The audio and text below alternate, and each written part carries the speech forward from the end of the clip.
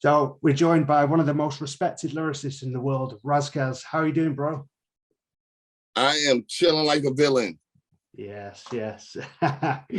Let's jump right into it, eh? So, I mean, I need to ask you just before we start, what's this here about a 1996 event happening next month? Oh shit! We're doing. I'm trying to figure out like my spiel, so I'm trying to give you the basic spiel. It's not really about the particular year, although it was a great year in hip hop as far as just albums. So many classic albums dropped that year. It's really just about recapturing that sense of community, that aura. LA is a very spread out city, whereas New York is the same population, but they're built on top of each other. So it forces people to deal with each other. In LA, we have like pockets, like literally you can walk a couple of blocks and be in a whole different gang, neighborhood, whatever segment. So we're built very tribal, and people stick to their tribes. Mm-hmm. And then socioeconomic tribes, there's racial tribes, there's, music genre tribes, it's just all those things, religious tribes. So just imagine how tribal that is. Yeah. And, and around that time in the 90s, just overall, hip hop was the thing that united all these tribes. Sure. And so you got all the, you got the Jewish people, you got the Irish, you got you got the Mexican, you had the Filipino, the Samoan, you had the DJ, you had the break dancer, you had the rapper, you had the poor, you had Beverly Hills, and it brought us together. It was our community that we shared in common. Yeah. And we kind of lost that where it got real specialized now. And so there's like back again now, it's like, oh, well, over here, the DJs. So it's a whole, the people that love watching the DJs, and that's cool. But they don't really associate with where the B-boys are at. They're way over here, other shit. And, oh, well, the MCs are over here. And it's just, I wanted to reconnect everything and just create a hub, a home for the collective LA hip hop or Southern California hip hop. So that's our goal, man. We call it 1996. Our mantra is, I'm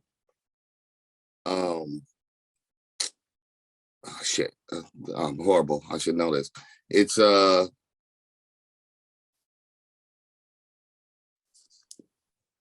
vibes. I'm paraphrasing. Good vibes, good music, no bullshit, dance. That's what I want. Okay. No, I'm sorry. Community. It's community. Okay. Good music, no bullshit, dance. I like that. I want people that you can pop a bottle, you can break dance, you can do whatever the fuck you want to do. Sure. You can be younger or older.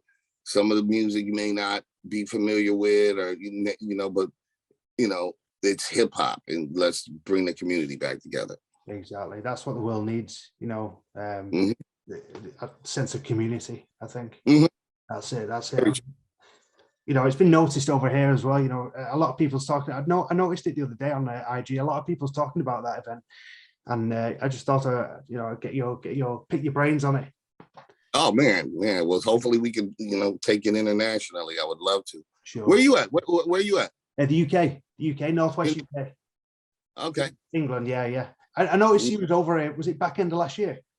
Yeah, it was last year. I was gutted. I didn't catch that. Huh? I was gutted. I didn't catch that event. Oh man, yeah, no, we did a chip shop, and then we also did another venue in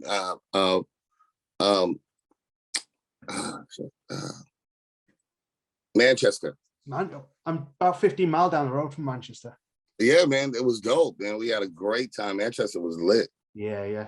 I think all the artists say that when they come over, and Manchester goes crazy for artists like yourself. We really do love you guys. Oh man, it was awesome. And then afterwards I saw 279 at an after party. It was cool, man. I had a good... Wow. It would be good to see you over it again.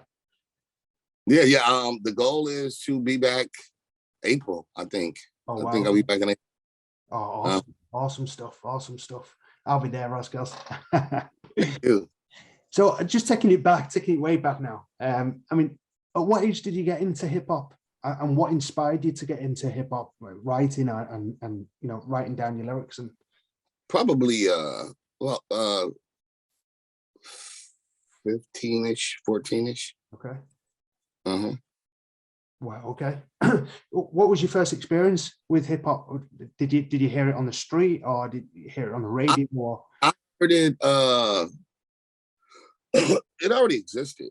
I just was. I don't come from a musical family, so there wasn't a lot of listening to the radio. My father was just not a big music person at the time, and my mother listened to Christian music. She listened to opera.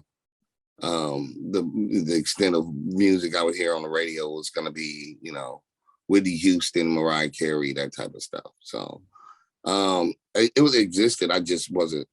It wasn't in my peripheral. Sure. And I do remember being really, really young and going to Louisiana for a family reunion, and my cousins played that song "Jam on It." I was really, really little, but I recall hearing that "Jam on It, Jam on It." I do remember that. Sure.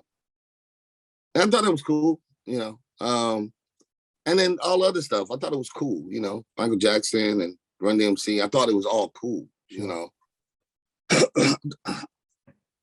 I think what resonated for me more was, like,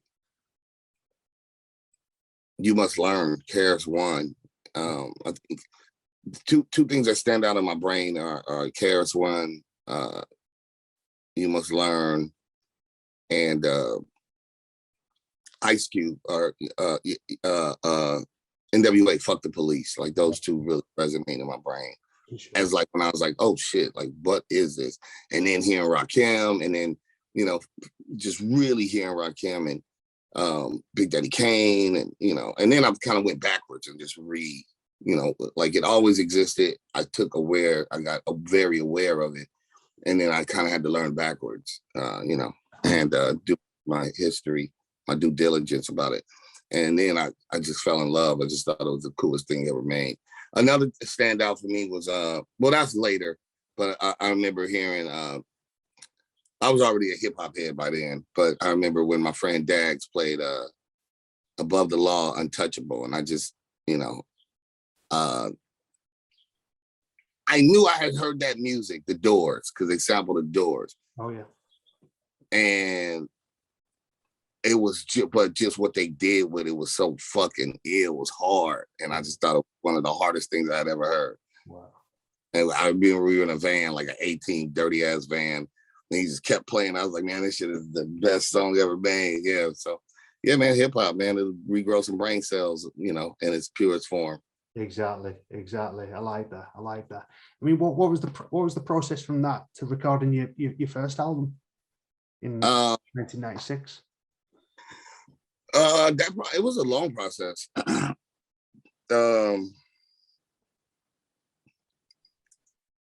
Having fun, hobby, joke. We would make, my friend Bird had a sampler. He had a mixer with like a 6-7 second sampler on it.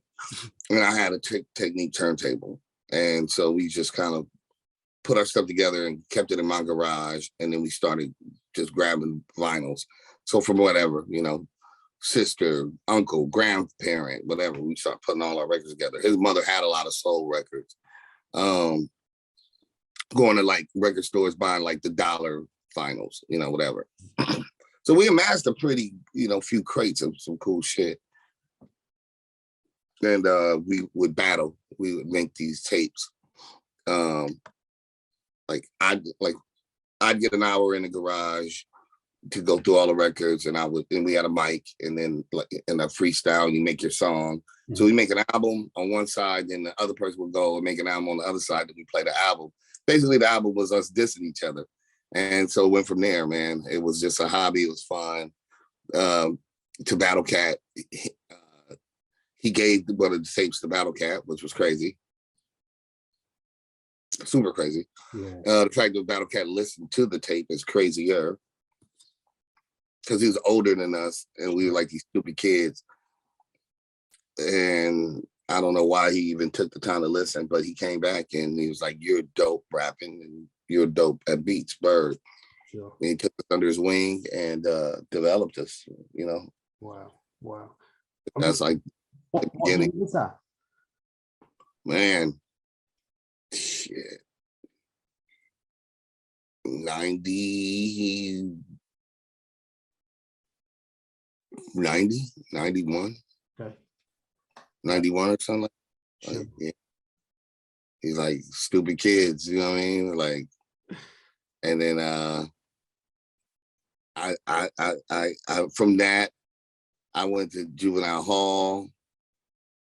No, even before that, from that I really met Wino, who produced all the Coolio stuff, Gangsta's Paradise and all that stuff. So Wino is a neighborhood OG, and then he helped me develop myself even more. I went to jail, I came back out. By then Coolio was popping. Sure. And they took me out with them, and and then I kind of reestablished my music, got back in the studio, and probably within a year or two I had my first offers, or not my first, I had offers before I went to jail. Sure. So like 92, whatever. The Far Side's record deal was actually my record deal. Okay. Yeah. And I introduced them to Paul Stewart, and then whatever. Then I went to jail, and then I came out, and they were on their second album, and then I, kind of started over, and then I got My Situation. Yeah. And then that was about 94. And because the deal was not the greatest deal, we had to kind of negotiate terms with the production company. So it took a while, and then that's why I took a year for my album to come out. So Solo Nights technically would have come out like 95, late 94, 95. Sure. Mm-hmm. Sure. So, going through the history in hip hop, especially around so-called golden age of hip hop, the early 90s, a lot of record companies did the artist dirty, didn't they? With the contracts and the small print of the contracts. Was that kind of situation you was in? Yeah, it's I mean, in my situation, the production company had already done me wrong. So, I ended up just kind of I went from the frying pan into the fire in my situation. But, bad contracts have always been kind of a standard part of the music business. It's unfortunate. Mm-hmm. The people in the 50s and 60s and 70s were even worse. So I'm not unique by any stretch of the imagination. Even to this day, these record deals are probably pretty bad.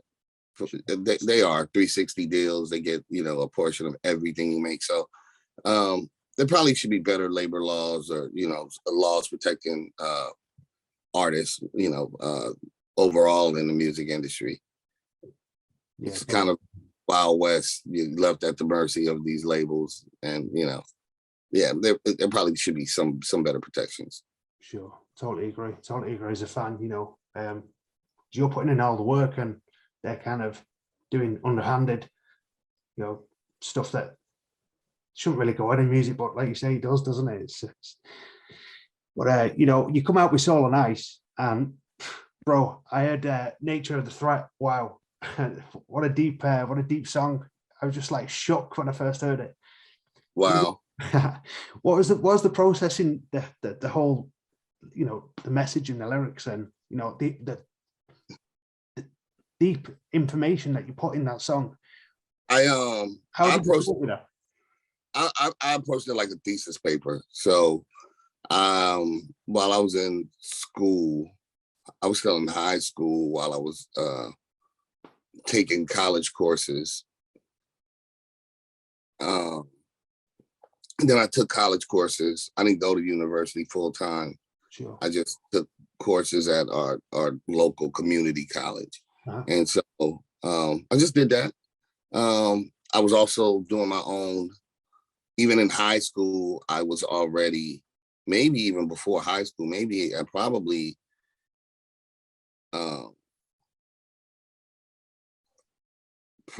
by ninth grade, I was already asking questions that the church couldn't answer or wouldn't answer or didn't want to answer or whatever. So I was already investigating, doing my own independent research and reading and encyclopedias and history books. So I was already on that. So I knew I wanted to write Nature the Threat long before I wrote it. I probably did 2 or 3 years of just doing research and learning things that I wanted to learn anyway. And then I would keep the books and make notes, kind of like writing a report, like I said, like writing a thesis paper. So I kind of had all my footnotes already put together in every book. Wow. And then I wrote out a skeleton of where I wanted to start. And then I was, and then, the day I wrote it, it seemed very easy to write it because I'd done the footwork. I'd done the research and I'm listed. So I just kind of put all the books on the floor with the notes, with the footnotes. And then I just went back to where I needed to, like, oh, this encyclopedia says this. And then also this book talks about the same thing, this history book. And then this college book talks about it too. So now I know to get those three and just read the things that they're saying. These are the dates. This is what they're saying. This is what the scientist said here. And then I just compiled it.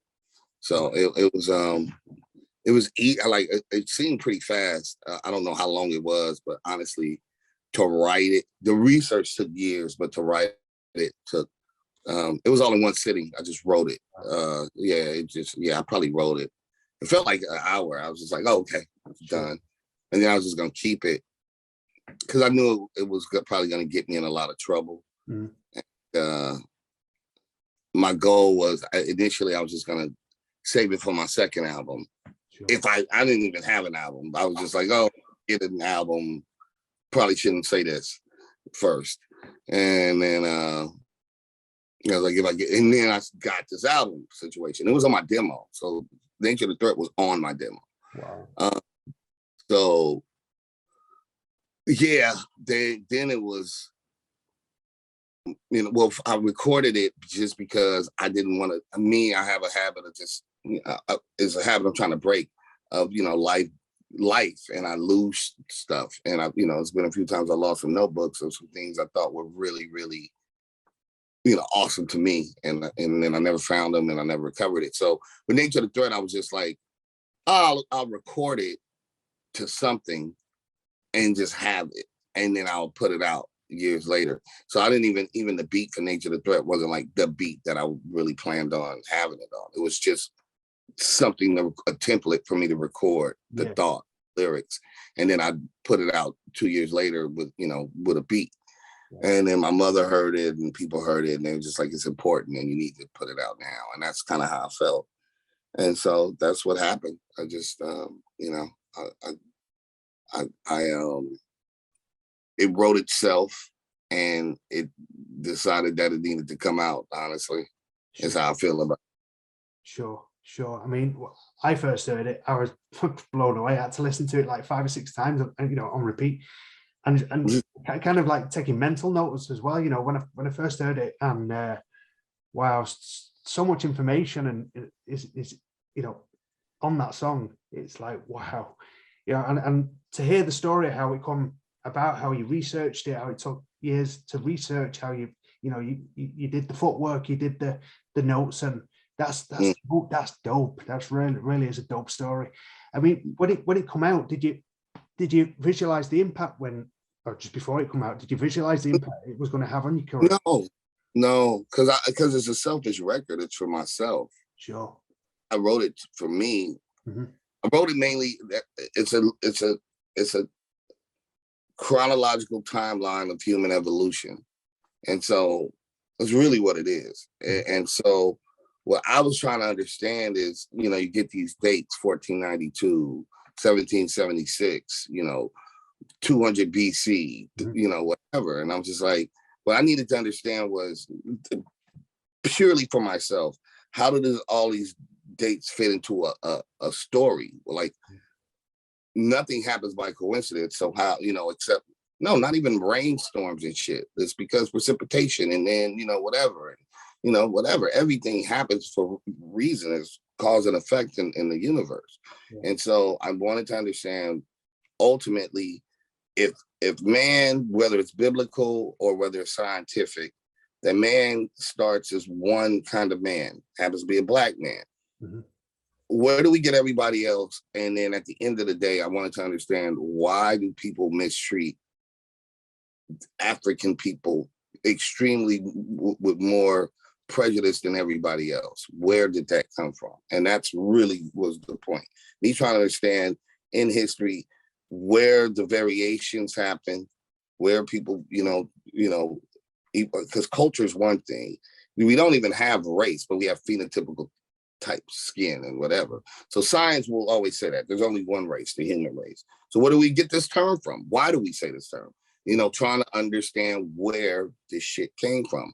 And especially at the end of something where we're responsible for creating everybody else, why do they treat us like shit and try to exterminate us?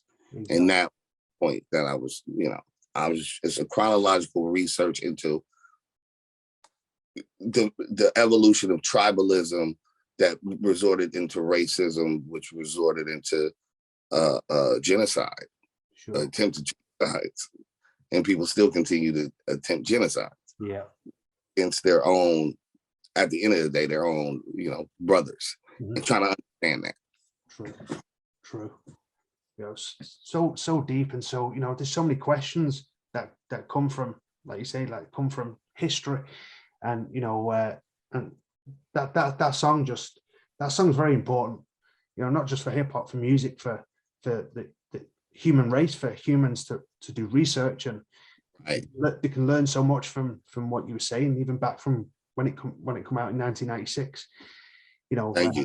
Yeah. So I mean, from there, take us from there to your second album, Ras Kass, back in 98. Well, Ras Kass was, I always tell people if they listen really closely, I didn't have the resources or the main thing is I didn't have the resources for Solo Nights that I had with Ras Kass. Mm-hmm. So that gave me an opportunity to, I only had, one Battle Cat record on Solo Nights. He's a very integral part of my life. And on the second album, I didn't even get a Battle Cat record. He was just busy, but I was able, I'm a fan. RZA had shown me so much love, and and then Dr. Dre is bringing me in, and I had these other resources and all these people I was a fan of. But in general, they're the same album because I was still me. I always told people, if you listen, there's two different people on Solo Nights. There's Marinate and Drama, which is the hood kid, the kid that goes to jail and drinks and fucks with the girls. And then there's, the Nature the Threat kid, sure, that's reading history books and Auto Up KO. Mm-hmm. But in between both, and inside of those two different people, there's a battle rap kid. So those are kind of what all the albums, if you strip them down and take the music off, I'm usually doing some hood ignorant shit. Sure. Or I'm paying penance and then analyzing and philosophizing about some of that. And then there's the kid that just the core art form as an MC is saying I'm better than you. Sure. And so Ras Kass and Solo Nights are pretty much that. Every record I do is pretty much gonna be that. I'm gonna talk my shit. Sure. Because I'm trying to, basically what I'm trying to do is run. I'm doing Descartes, the duality of man. That's what from a philosophical standpoint, that's what albums are. Is me dealing with my own duality, my own hypocrisies. Yeah. And so I just had better resources. So I was able to do them more sonic, with the help of, the RZA and Corrupt and Dr. Dre. I felt like it was, you know, I felt like we did a really great job. I was able to do my skits and make them, you know, make them epic, and you know, and with the sound effects and put you in the movie. You know, for me, every record, every song in and of itself is a time capsule, but an album is thematically like an experience. I may have covered the past year of my life within an album. Mm-hmm. My highs, my lows, my confusion, my love, my lust, my disappointment, my hate, all that. So for me, I think we did a great job. And the one thing I always say is, no matter what the outcome, you know, my goal, I know the people around me, we gave 110%. So I always stand by my work. I know we tried our best to make a quintessentially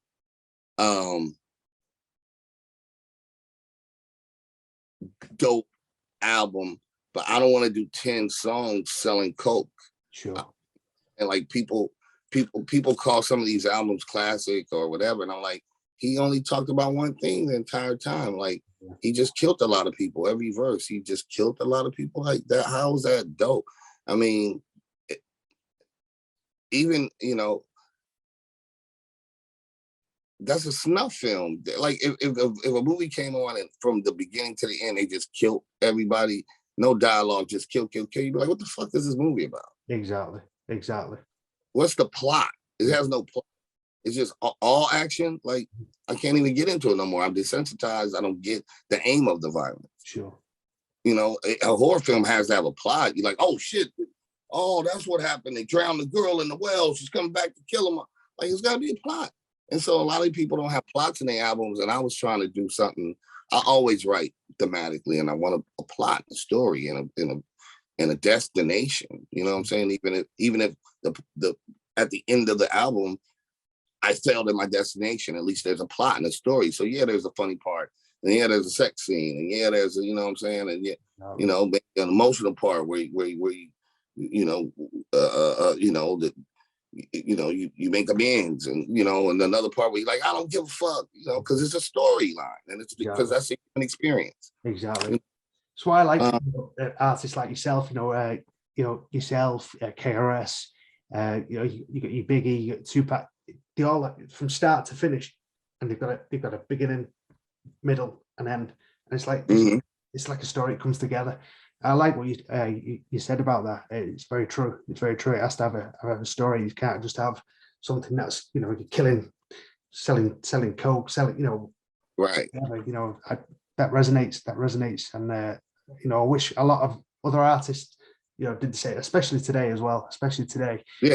You know, you mentioned Dr. Dre. What was it like working with Dr. Dre in the studio? Because I believe he did a song. Was it Get Off Fabulous? Was it? Yeah, no, man.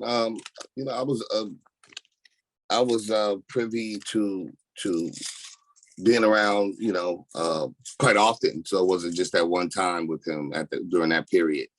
I picked up a lot of great habits from Dre. And so he's a genius. You know, he's a genius. He has vision.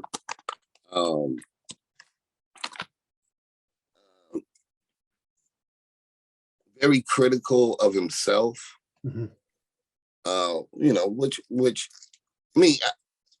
is dope. You know, to still not think everything you do is great. Like, you know, he's done a lot of greatness, but even, you know, he'll still be like, I don't know. You know, what you think? Mm-hmm. You know, dope. You know, it's a reminder that no matter how great you get, there's always room for improvement. So it was always a learning experience. It was great to go in there and just purely create. What I did learn from Dre was in that moment in the studio in creation, it's not about you. It's about what's best for the song. Sure. And you know, you use the resources you have. Obviously, he has way more resources than me, but you know, just watching him like always commit to what's best for the song. Mm-hmm. Oh, wait, maybe I shouldn't say it. You should say it because your voice will sound better doing that part. Or you know what?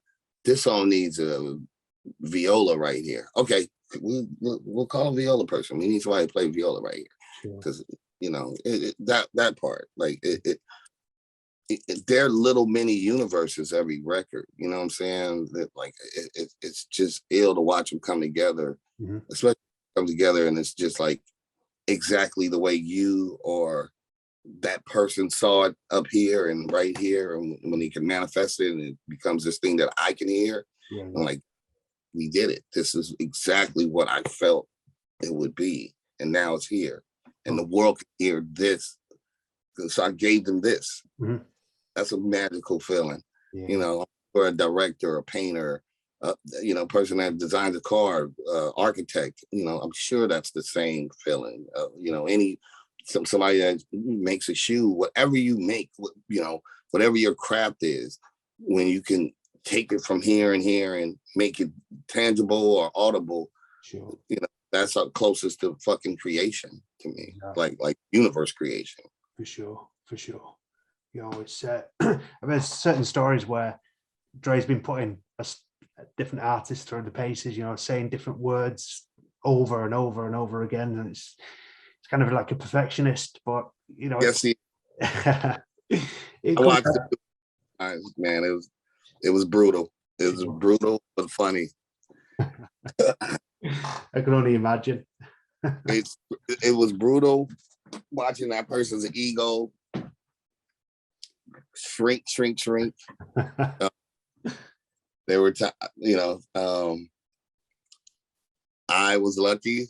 Like there were times people were upset because he'd be like, "Yeah, it's good," and then other people had to do everything. I was like, "Damn, bro!" And it came up. It came up sometimes. I can't go too deep into it, but there were times people were like, "Why everything you do is good?" And then I'm like, "Hey, man, gotta get mad at him, bro. I didn't do it, man. Like, it was brutal, bro. That shit brutal watching." But you know, he knows people's voice, man, and he's trying to coach the best out of them. And some people may not hear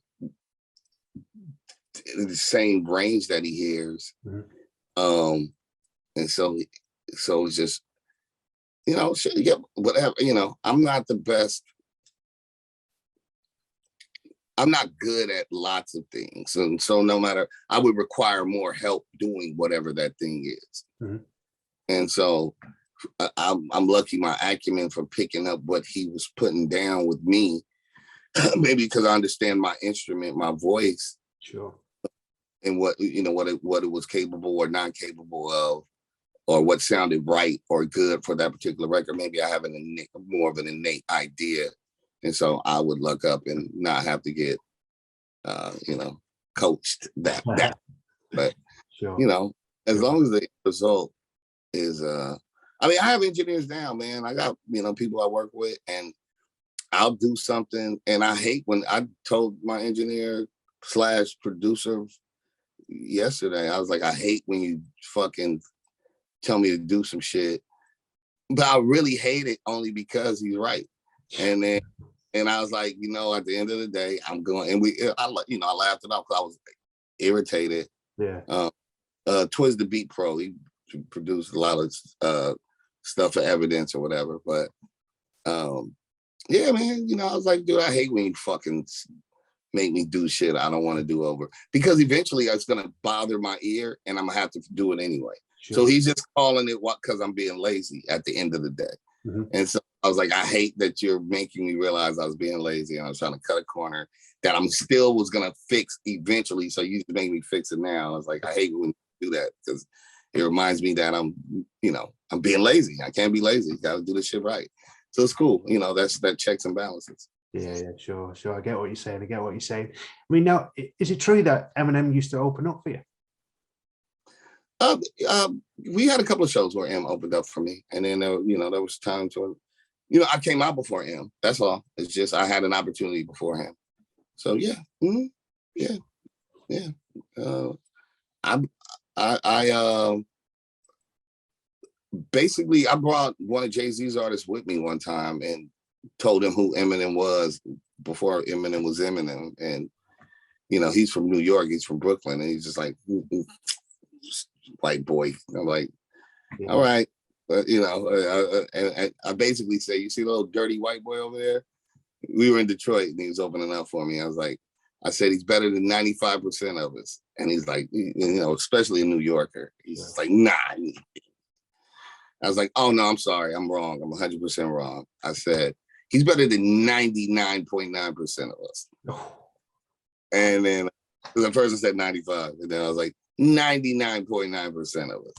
Like, the fuck out of here, son. Da-da-da-da-da. He went back to Jay-Z, like, bro, son. This before him blew up, way before fucking Renegade and all that shit. Jay-Z had never heard of Eminem, and I promise to you, my friend Wise P from the Rangers, Wise to tell you, he came with me. I had to do a show in Detroit and was opening. I told him, you see little stupid dirty white boy? Watch this. And he went, he was a believer. Because at the end of the day, it's still about the craft. So just because you don't understand what the cover of the book looked like don't mean fucking calculus in here. So yeah, you know, yeah, it was fun. It was that's one of my favorite stories about him. Wow. You know, before the world knew who he was. Detroit knew he was super talented. And any MC that came across him, of course, you're gonna know, like, bro, ill, bro. Like, we all, you know your own kind. Like, yeah, that motherfucker problematic. He's ill. So it was great to, it was great, and if my friend would have said he wasn't, I would have looked at him funny. Like, sure. Like, you can't deny that. It's like, certain people, you can't deny me. You can't deny Rakim. You can't deny it. You got to give it to those people, Pun, whoever. Pharaoh, Most Def, you got to give it to him. Like, bro, like, you're incredible, man. And God blessed you with this talent that we all have. And, Busta Rhymes, whoever, you got to give, like, you ain't hurting yourself by acknowledging somebody's really amazing too. It should be motivation. Like, that is amazing. And I'm good. I'm great too, but fuck, that made me like, I got to get in too. So you want people like that, still sharp and still. So yeah. Mm-hmm. Wow. It's amazing that you mentioned that, because I was speaking to Swifty McVeigh last year, and he said pretty much the same thing. A lot of artists would, a lot of producers, of labels would knock Eminem down because of his skin color, basically. Yeah. He had to battle to come up, but it's amazing to hear that kind of story that you took that to Jay-Z, and he was like, nah, that's crazy. Yeah. It wasn't socially, and this is white label execs. It's just like, no, white guys can't be rappers. Like, no. What about Third Base? What about the Beastie Boys? Like, just because Vanilla Ice doesn't mean every white guy can't rap, man. You gotta stop. Sure. So in hip hop, we know better than that. It's just, again, corporate America, or a groupthink starts making these rules about what is or isn't possible. Sure. I know my own kind. Some people all over the planet that are ill, that, closed mind people that say, like, I'm never listening to, international, or, I don't like UK rap. I don't want to, just like, you're just stupid, bro. It's talented people, bro. Exactly. I mean, do you still have a relationship with him now, or? I haven't seen him in years, man. I don't think I don't have anything, we have no ill will that I know of. A lot of that stuff gets real. It's the people around people, sometimes. Anytime I'm around Eminem, we're usually, I've always had like famous, like, we end up talking about some other shit, going on a whole different tangent. Mm-hmm. I'd love to, have a rapport with him. I talk to Royce. I see Royce. Sure. I would, I know obviously he talks to him. I don't know. Maybe I should have told Royce one of these times, like, yo, man, tell him I want to talk to him. But then on the flip side, he hasn't reached out and said, hey, Ras, how you doing? So, sure. Be, on some human shit. You don't want to. I don't want to be. You got a million people, trillion people trying to pursue him. But yeah, as a peer, as a homie, and Yeah. I always felt like Sure. I always felt like gave him it was like any other talented MC that I always treated him as my peer and as my brother in this bar shit way before his success. Yeah. So I always expect that, because that's how Big Pun and Tupac and Big L and that's how they treated me. They treated me like a peer. I was a little brother, but I was a peer. Well, I didn't sell a record or, you know, whatever. They just knew the talent. So I always expect, and that's what I've always tried to do, is treat anybody who I think is my peer on this mic as my brother. And so I always hope that they would do the same, whether, you know, numbers and success and all the other things that are not necessarily, they're out of our control sometimes. Yeah. So that stop us from being, you know, brothers with the bars or whatever. So, you know, yeah, actually that's a good, yeah. I would hope one day Ben would reach out as a human being, as a brother that never treated him no differently. Exactly. You know, I like the way you come on that angle, you know, treating people with, you know, respect, and this should be a lot more of people like yourself, you know, with that viewpoint. You know, the world will be a better place, I think. For sure. I mean, you mentioned Tupac there. You know, when your first album came out in 1996, the East Coast, West Coast war was popping off, and Pat comes out with Hit 'Em Up, and at the end of the song, he mentions Chino XL. Of course, we know you you was featured on Chino XL's, was it Riot? The song Riot, was it? Mm-hmm. What was you thinking when Hit 'Em Up come out? I'm doomed. He's gonna get me too. I'm like, fuck, I'm next. Sure. Yeah, I dodged that bullet. Yeah. I mean, what was Chino's mind frame back then? You know, recording that song. No, it wasn't any malice. Okay.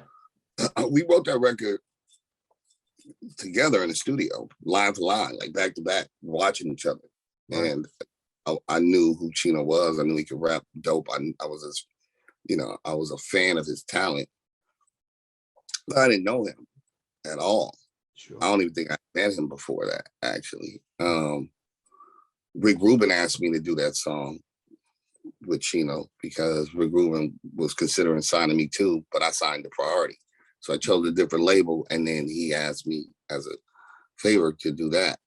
And so, of course, you know, Rick Rubin had taken time out to build with me, and you know, he's a, you know, foundation of this hip hop shit. Sure. And so when we did the song, we just trying to outbar each other. We were going at it. I mean, honestly, he didn't know me. I'm the op, and he the op. Like, you know, you ain't better than me, and he like, you ain't better than me, and we going at it. So really, we didn't have no hook. We just was writing. Honestly, we did the hook later after we was like, phew, damn, that was good. That was like a war of attrition. So it was dope. We earned each other's respect. But that line, when he said it, it wasn't malice. It was just an ill line. With me, it was hit a little more close to home because the Thug Life dudes were my homeboys. They older than me, but they were my homies. I ran around the streets with them. Even outside of that, Money B was one of the first artists from Digital Underground, was one of the first artists overall. Mm-hmm. And that's Oakland, to pull me in and show me love. And, you know, his nephew was a big dude named Clee, one of my best friends. And Numbskull is one of my best friends too. Wasn't back then, but so I felt a lot more responsibility to not say anything about Tupac, especially something in that sense where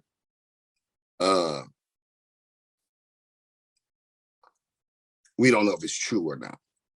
Okay. Sure. And so, and even if it was true, I was just like, you know, for me, it's off limits. Mm-hmm. So when Chino did it, I was very, very hesitant, and I almost, you know, I was considering, honestly, I almost had considered like not doing the song. Wow. I was like that line. So I do remember saying like, man, I don't like that line. Yeah. I can't tell you what to write, but I don't like that. So, you know, just putting that disclaimer out, like, I don't like it.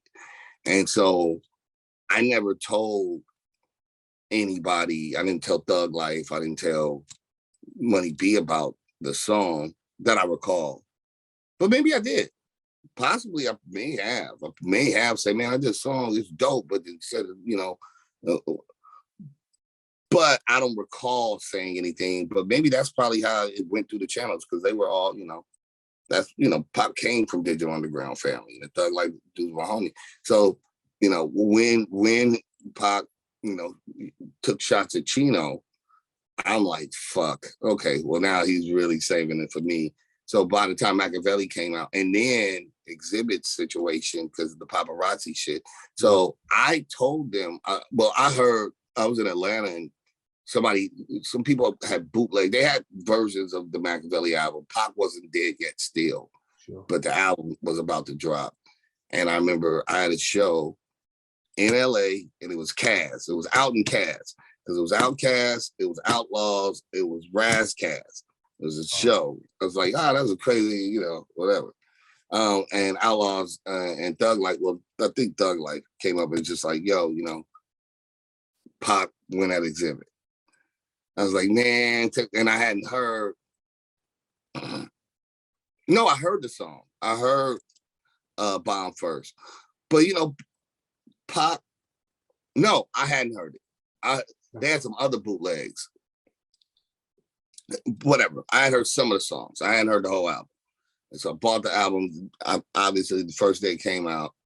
And I'm just waiting for, my name. Because I hit a bomb first. Got something for that nigga, the name, Paparazzi. And I'm like, man. I'm coming, man. It's coming. It's coming. It's coming. It's coming. I went through the whole album and nothing. I was like, so I knew he showed me love. Sure. I was literally associated to two things that he wasn't fucking with, and directly on the record with the song, you know what I'm saying? Yeah. And he did not, and so I always I'm very grateful to him to know, he knew I was part of his family, his tribe. Sure. I didn't condone it. And I love Chino, to this day, you know what I'm saying? It was a dope line. It just wasn't a line I could do.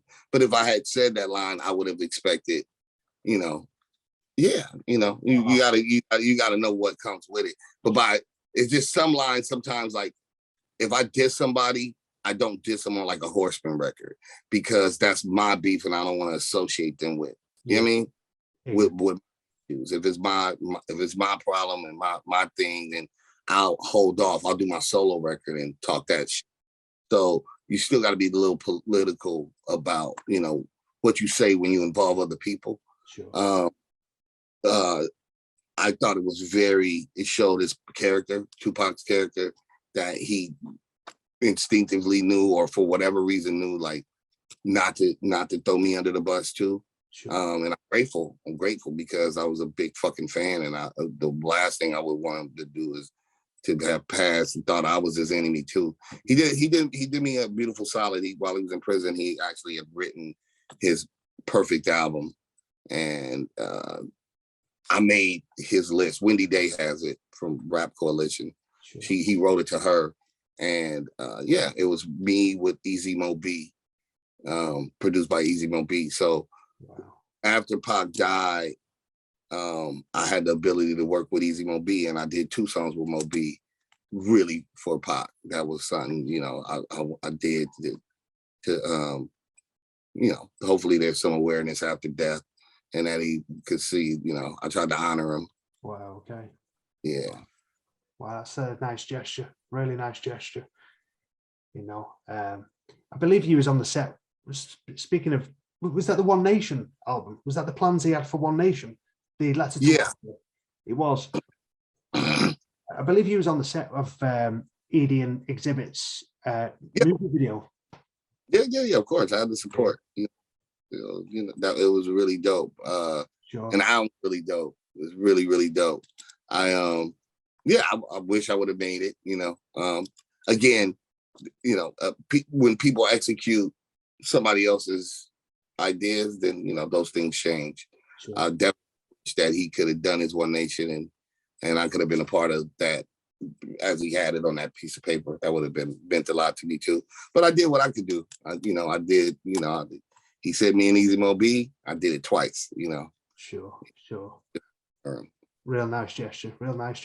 You mentioned the Horsemen projects there. I mean, how did the whole supergroup come about? You know, with Cannabis, Corrupt, and it was Killer Priest. mm-hmm. The whole setup come about.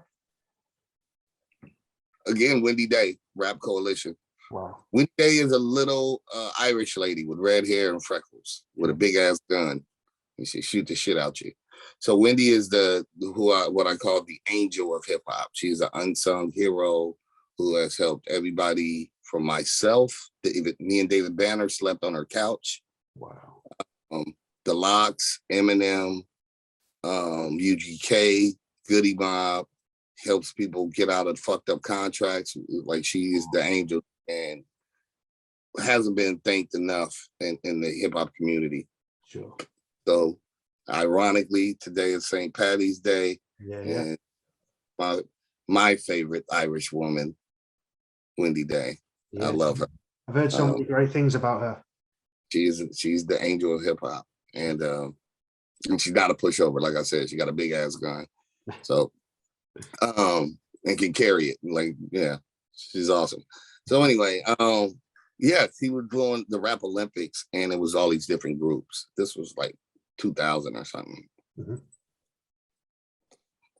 So a lot of signed artists were gonna have groups. Wu-Tang, I think Method Man or Redman had a group, like Def Squad, and all these signed artists were gonna go on this battle. It was 4-man teams. Sure.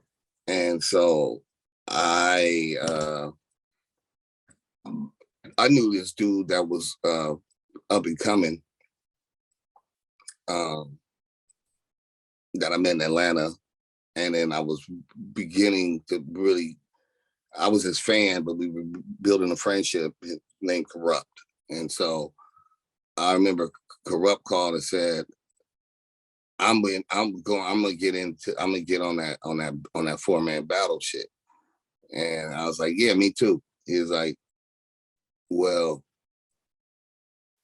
I'm gonna get cannabis too. I was like, I already got cannabis. He's like, well, then fuck the We the Team. And he's like, and I want Killer Priest. And I didn't know Priest. I knew his music, but I know. And I was like, fuck yeah, Killer Priest, that's crazy. Yeah. So that we were gonna be that was our team to battle everybody else's teams. Yeah. And long story short, all the signed teams dropped out. And so it wasn't worth it. Like, I wanted to battle, especially back then. I'm young and hungry, and I want to battle the people that, that's on platforms higher than me. Like, you got to shine. I want to shine. So we decided, once all the main guys that were signed dropped out, we were like, it ain't worth it. And then somebody called an audible. It might have been Cannabis, or it might have been Priest. It was like, yo, I'm working on my album. We should do a record. And we did the record, and then it became the Horsemen. I don't even know how the fuck we got the name The Horsemen. But yeah, that's how it happened, man. It was again, Wendy Day. Wow. Shout out to Wendy Day. She's sounds like an awesome woman. She is. Good intentions too. Yeah. She is. Yeah. I believe you released an album last year, the Horsemen album last year. Yeah. I call it our debut finale. So it's called The Last Ride. Right. Is it the last project, or you plan to go for more, or? We'll see, man. It took us 20 years to get one. Sure. I don't think it'll take another 20 years to get another one. I'm just kind of we were able to. For me, thank COVID for that, to be perfectly honest. Mm-hmm. I just had downtime, and I was going through all my hard drives and cleaning things up and, whatever. And I saw that folder and it said Horseman. I listened to it, and it was all this incomplete shit. And I just, I had time on my hand. I wanted to, again, some of these things are really selfish. It was just for me I just wanted to show, my friends 10 years later showed it could be done. Slaughterhouse. It was, And I wanted to show, they did at least 2 albums. And I just felt like we can't get one. The homies got 2.5 or whatever. Like, fuck that. I want one. That way, when the fans ask me about it, I can say, look, dude, we did it. There's one. Sure. And so that was really the goal. I put it together. Me and Gifted Glitch, who did all the artwork, because it was really about that vision. That was the vision that I had always had. Previously, that was the vision I told RZA, and with the characters and this whole shit. And RZA, he saw it, and then we didn't execute. It fell apart, and it was very disheartening. And so we basically left alone for another 10 years or 9 years. And so COVID just gave me some time to tinker with it, sure, get the visual for it.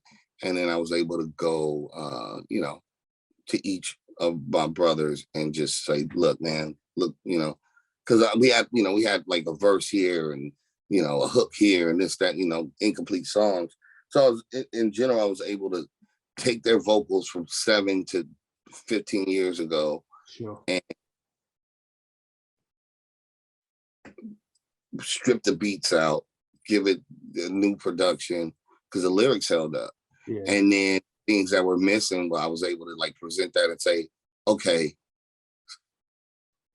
look at this, listen to this.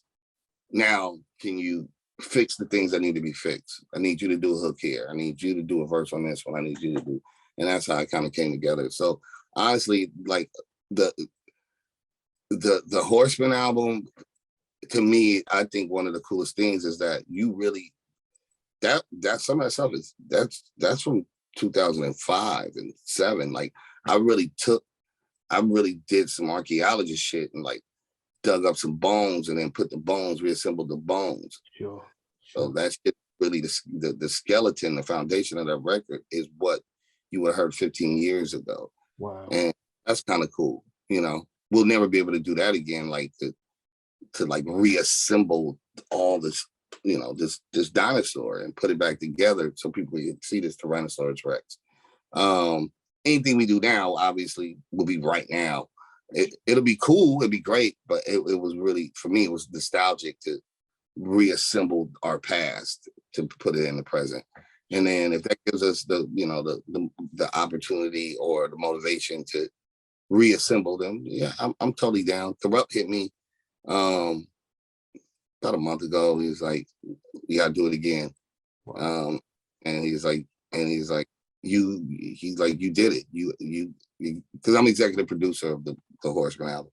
Yeah. So he's like, "Yeah, man, you the executive producer, do that shit." He's like, I talked to Canny. I told Canny, like, fuck it.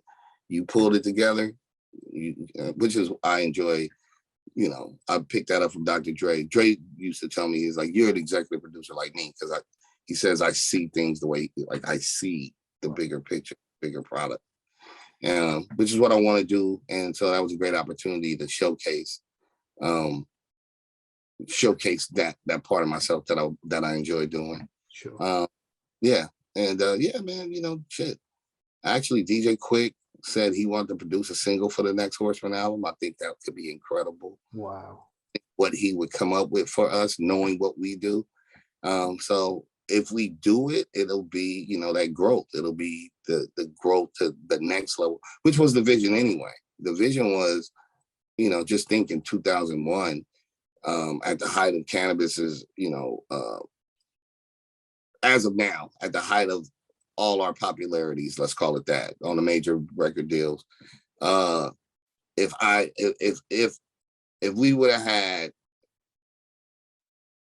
a beat produced by Dr. Dre with RZA's drums on it and Lauryn Hill singing the hook part, yeah, with Snoop on the third verse, like these, the team and resources we had to pull from, sure, we could have made some incredibly ill, different next level records, and that was the goal.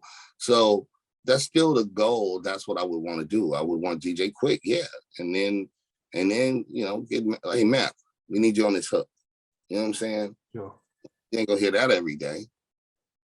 Exactly. That was the goal of the Horsemen. I'm a gluer, man. I like to glue things together and see what it, change the DNA structure. People get so rigid, like, oh, West Coast rap sounds like this, East Coast, and I'm an anomaly, so I like to create these anomalies anyway. Wow. I was just listening to it last week, and honestly, hearing the stories that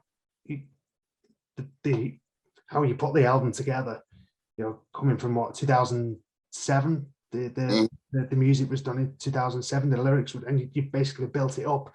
And honestly, my honest opinion, it's better than 90% of the crap that's out here at the moment. Trust me. I was banging. I was like, wow, this is some crazy, crazy lyrics again. Deep lyrics, and so to hear that story, that's like mind blowing. Wow, there's some dope. That's really dope. Really is. And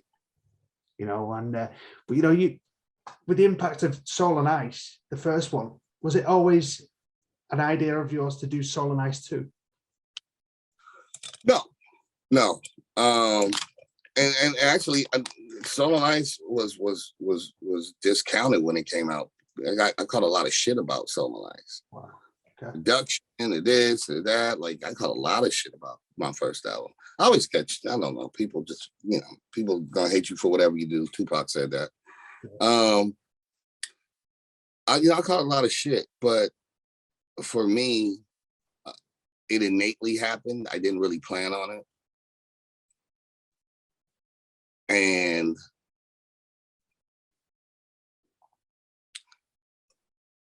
how should I say this? Well, I'll just say it.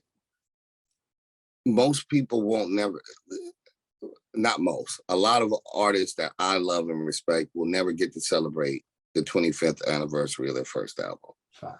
Biggie won't, Pac won't, L won't, Nipsey won't even celebrate 10 years of his first album. Pop Smoke. I could go down a list of names of people that, one way or another, tragically will never be able to celebrate that. Yeah. So it doesn't matter, I didn't get a lot of hoopla or support from the overall hip hop community. The magazines didn't say, this contribution by Ras, but I celebrate me. I'm blessed to be here. I thank the creator, and I thank the people that supported me,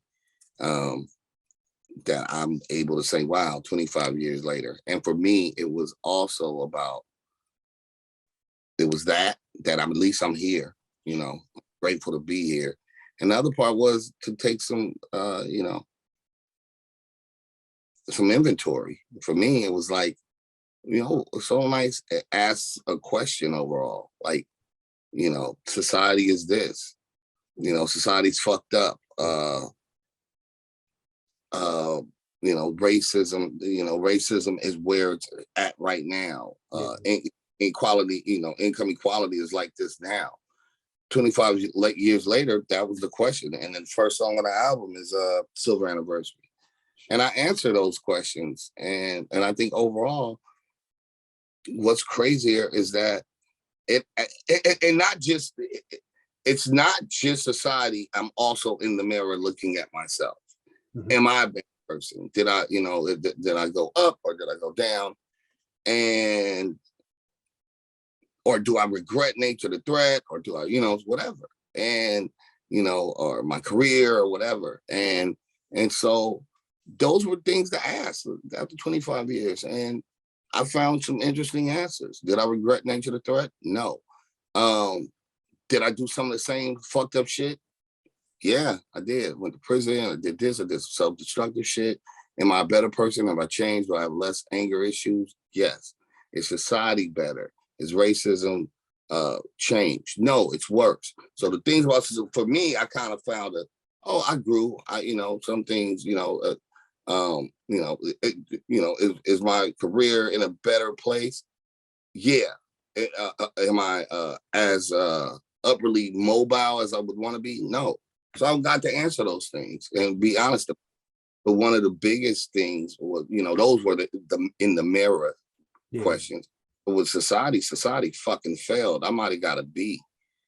Me as a human being, Soul Lines 2 is about me looking at me and grading myself in society. Me, I got a B or a C. You know what I'm saying? A little average. I feel like I should have more and accomplish more, and that's what I'm striving for. Sure. Is it for lack of striving? No. But I give myself a C. Society got a fucking F. Yeah.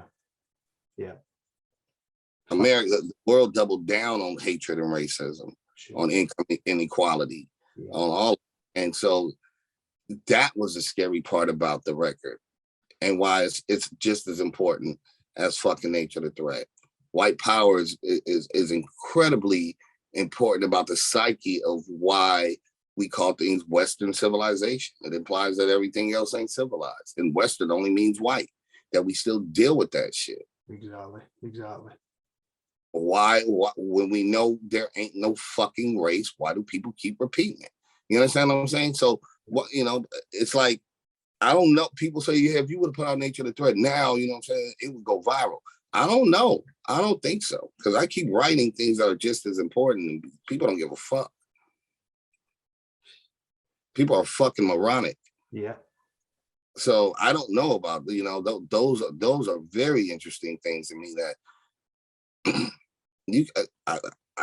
I say important shit from time to time. Mm-hmm. And that shit gets right overlooked because for a cat video or some new challenge. Yeah, some ignorant viral videos that go stupid. But what you've got to say and the content of your music, that's education. It is education. Yeah. The likes of yourself, KRS-One. I went to a lecture a few years ago now. KRS-One come to the UK and did a lecture, and he was there for about 5 hours doing this lecture. I could have stayed there for days listening to him. He's rolling off history, not just about hip hop, about race, about the equality, poverty throughout the world. And what he's got to say, like he's overlooked, like yourself. The message that you're giving, the message that's coming across, it's just overlooked. Or you can put a post up and it's just over people's head, over ignorant, another post could be an ignorant post, go viral. Right. Stupid. The way the world is, it's just crazy. It is. It really is. But I just hope this when this comes out, I just hope up and coming artists listen to the advice you're giving, and the content of your music. Just go back and listen to the catalog of your music. You have a very important message, Ras Kass, and I've been privileged to go back and look at your catalog. You've got such an amazing catalog. Can you pick the highlights from your music catalog? What's your highlights from your music catalog? Oh, my highlights.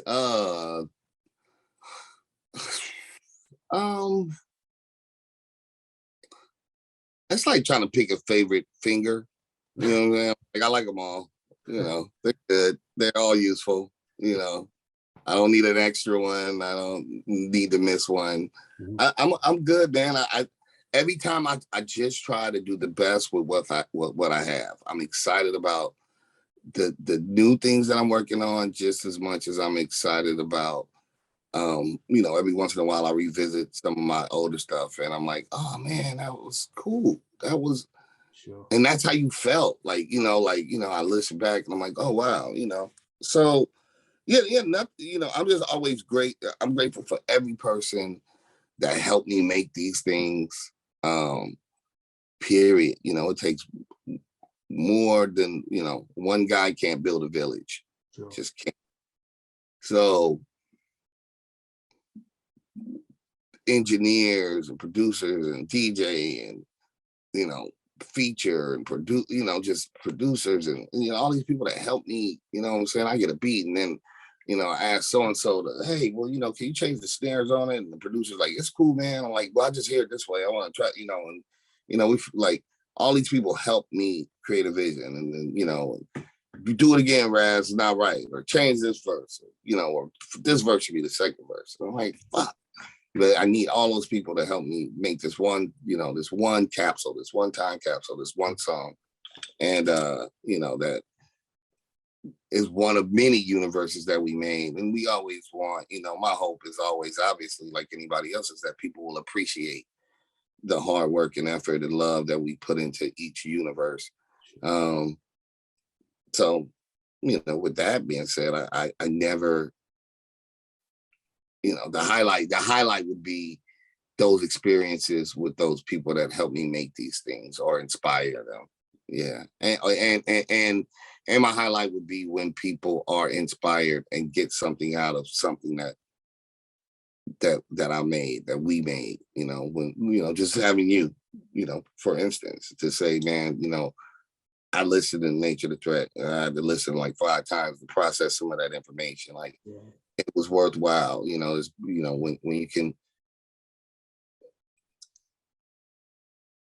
when you can plant a positive seed, like, that's a blessing. I mean, I don't think a kid's gonna listen to whoever, Lil Durk's music and say, hey man, I really learned a lot. It'll never inspire that kind of, like, I made me want to go to college, or it made me want to learn more or be a better human. Sure. And it's not everybody's job to do that. So I'm not shitting on Lil Durk. I'm just saying, I'm here for a reason, and when that reason actually accomplishes its task, it's rewarding to me. I get blessed. I feel like, okay, it's working, because sometimes, you can be disenchanted or disheartening to feel like, it's crazy, all this stupid shit will go viral. And I just spent this time and made this thing that it's kind of important, maybe society should talk about this and think about this, but if it reaches one person, I'm blessed.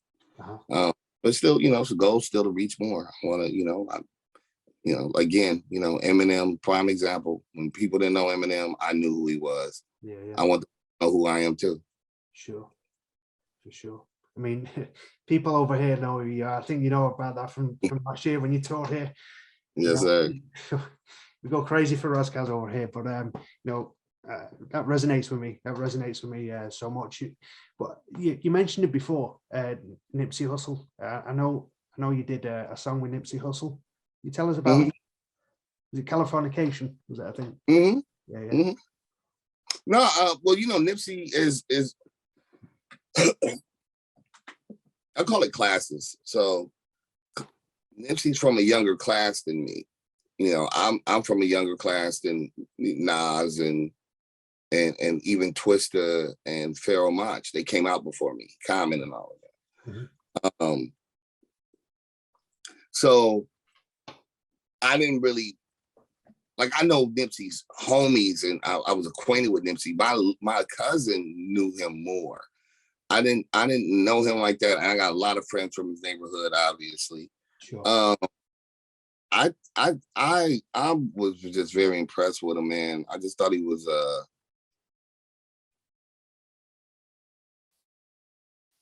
was what LA needed.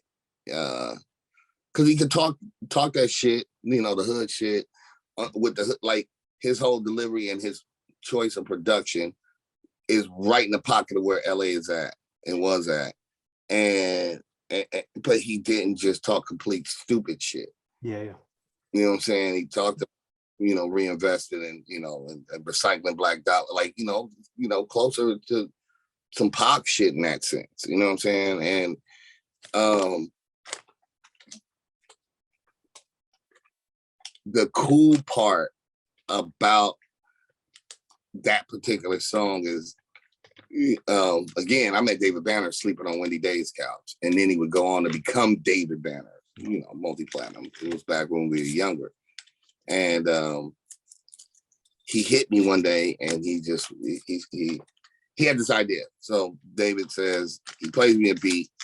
He's like, man, I want to do this song about a dude coming to LA from Mississippi. So obviously that's him. He's like, And like, out of towners just think it's, it's soft out here.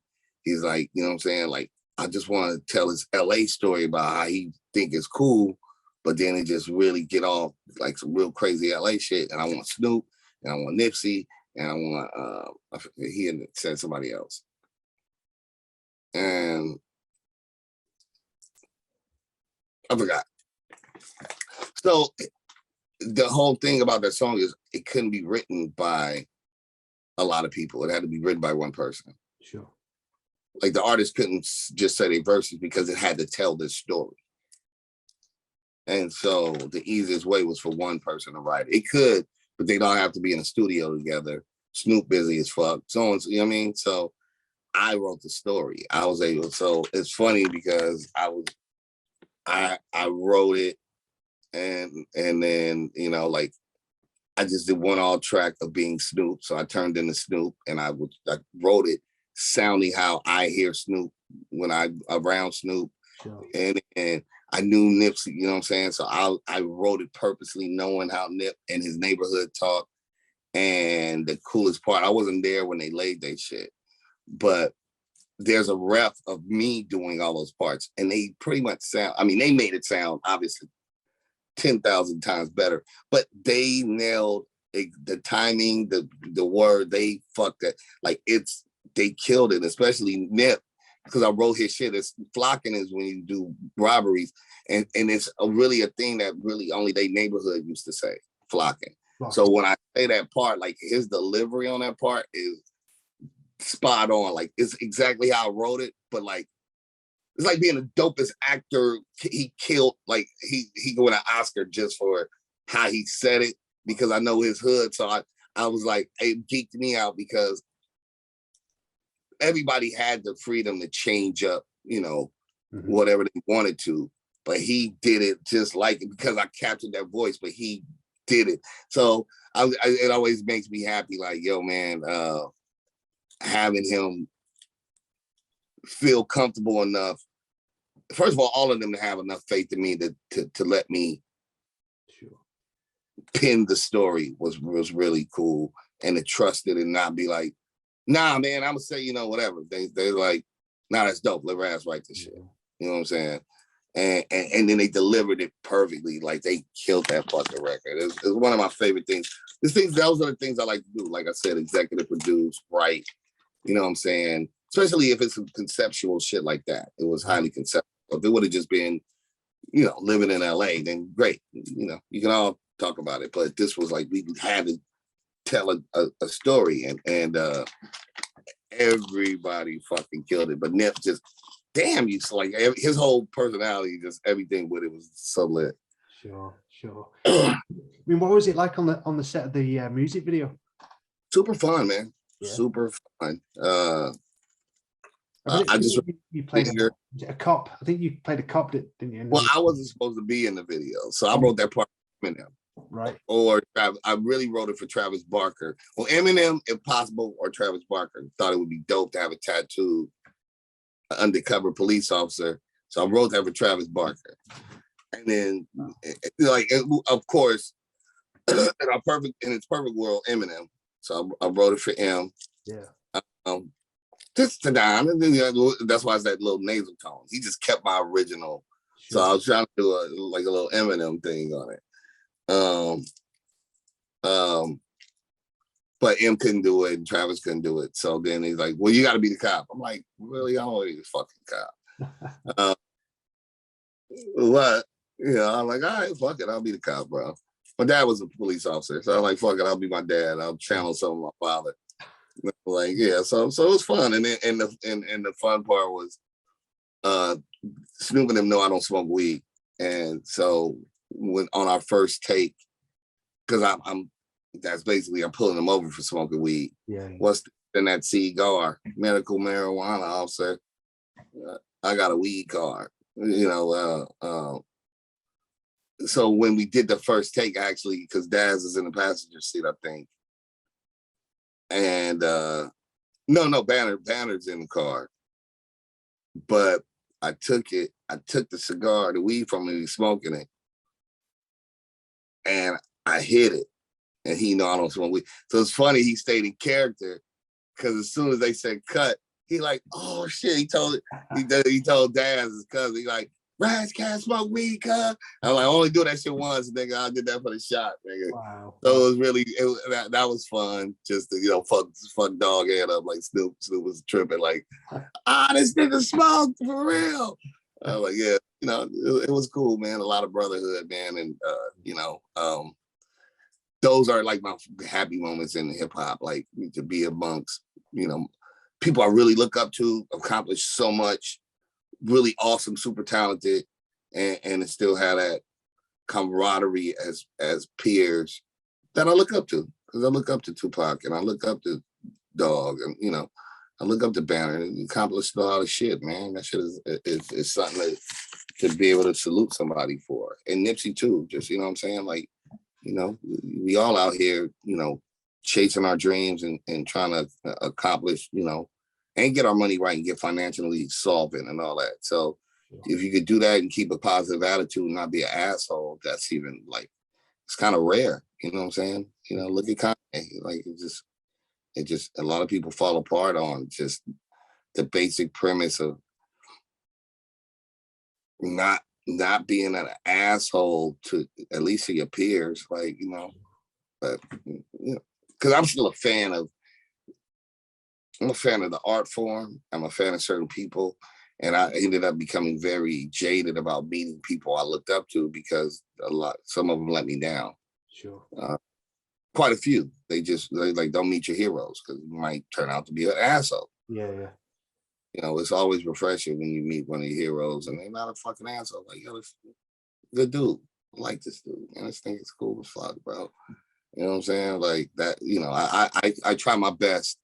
Everybody, we all have bad days. So, I definitely apologize to anybody that, if I was having a bad day, I came off as, if they were trying to show me love and I'm just like in my shit, it's human, but, again, I try to be cognizant that, to be appreciative of people showing love and try to show, and show that love back. Don't try, just show love back. Like, thank you, bro. Sure. Exactly. I mean, speaking as a true lyrical MC, you are a true legend, in this hip hop. What advice would you give to artists coming up in today's? My advice is, in today's world, I'm not sure if I have any advice for them because I don't understand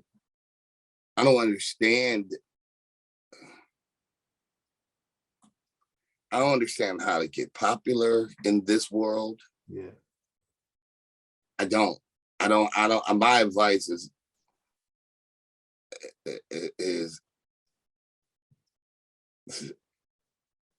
probably do this. This would be my advice. I was gonna say this shit too. This is a very what's the word I'm looking for? Rap is a woman that fucks everybody. And you keep asking her to marry you.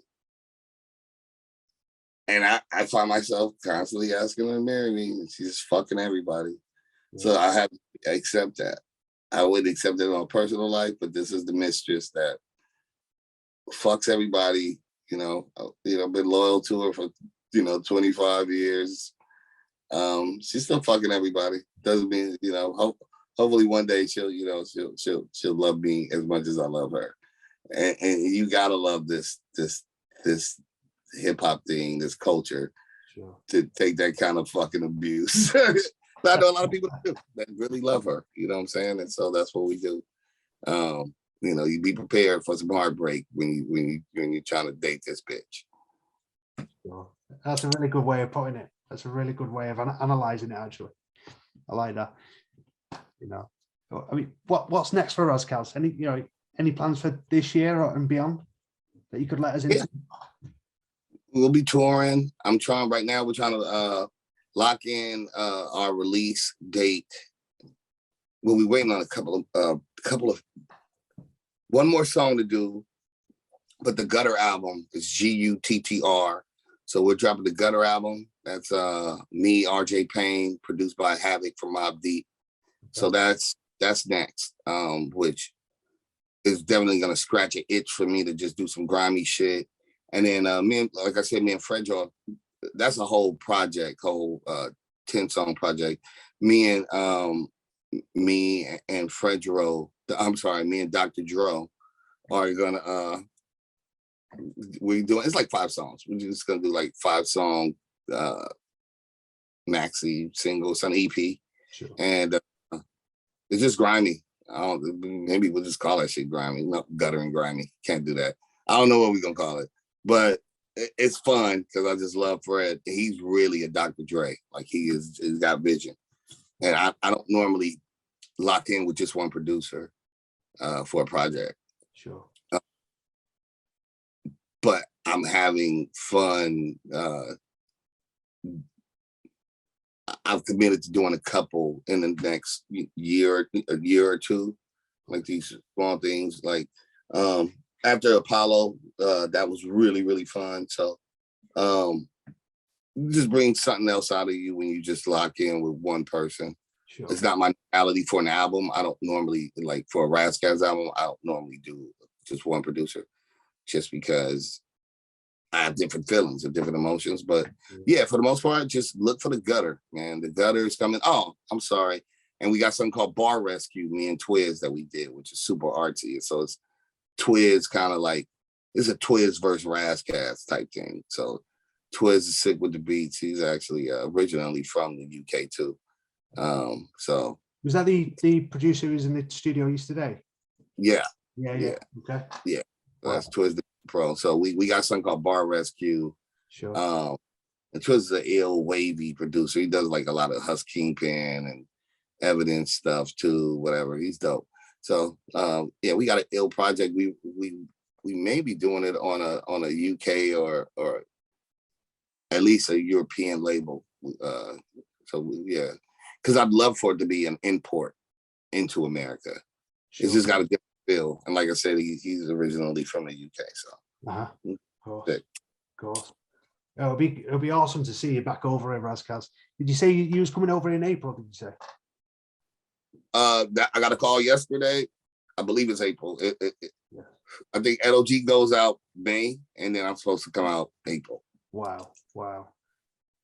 I'm definitely at that show. Definitely at that show, bro. And then hopefully, yeah, whenever Onyx runs out, then hopefully I should be with them too. Sure. Wow. Look forward to that. Really look forward to that. Ras Kass, it's been an absolute honor to speak with you. Yeah, this evening. Thank you, brother. Just give you your flowers. You're absolute legend.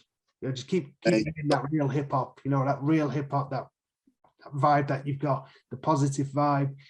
You're very humble, and I just want to give you your flowers and thank you for joining us on Hip Hop 24. Thank you, man. This is Ras Kass. You are now tuned in to Hip Hop 24. Thanks, bro. Hip hop worldwide.